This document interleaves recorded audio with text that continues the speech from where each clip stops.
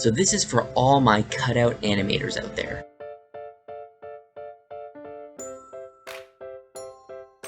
I know you don't necessarily need to have drawing skills to be a good cutout animator, but I've really been thinking about this these past couple weeks when I was working, and I realized being able to draw can be a really big asset when it comes to cutout animation.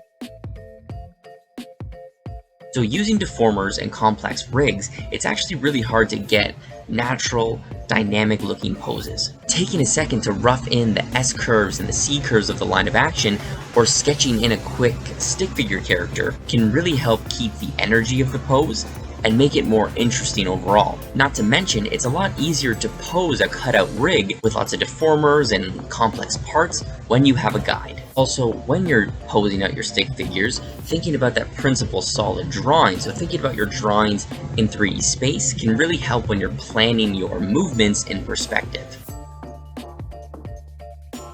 Usually, on every show you work on, the original hand kits that come with the rig, like the hand drawing swaps, they're not going to be very helpful. It's very common to get asked to redraw hands for special poses. Now, each show may have a different art style, but it's very good to know the basics of how to draw like a basic hand, and then you can adapt what you know to the style of the show. So I feel this will give you kind of more freedom to push your expressions even further, because since you know how to draw these hands, it won't really become a roadblock to your posing. You won't have to think about the pose as much, you'll just see the expression and draw the hand that matches.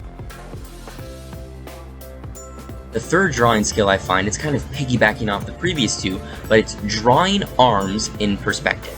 Basically on every single cutout show I've worked on, the directors or the supervisors tell us that the clients do not want the show to look cut out.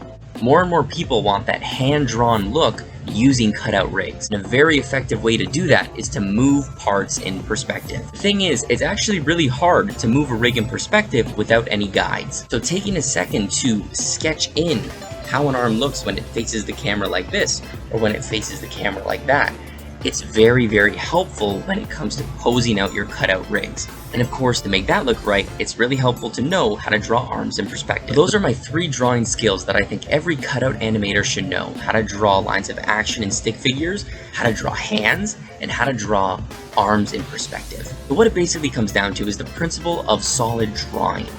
Taking basic shapes and blocking them in 3D space really does go a long way, and I feel it's really going to help you stand out amongst the other animators in your studio. Especially because nowadays more and more studios are starting to do kind of a hybrid animation approach, so using character rigs and traditional drawing together. Although you don't really need to know how to draw to be a good cutout animator, there are some drawing skills that I feel are huge assets. So that's all the time we have for today, guys. Thanks for watching. If you have any questions, leave them in the comments and I'll do my best to get back to you. Thanks for stopping by, and I'll see everyone in the next video. Happy animating.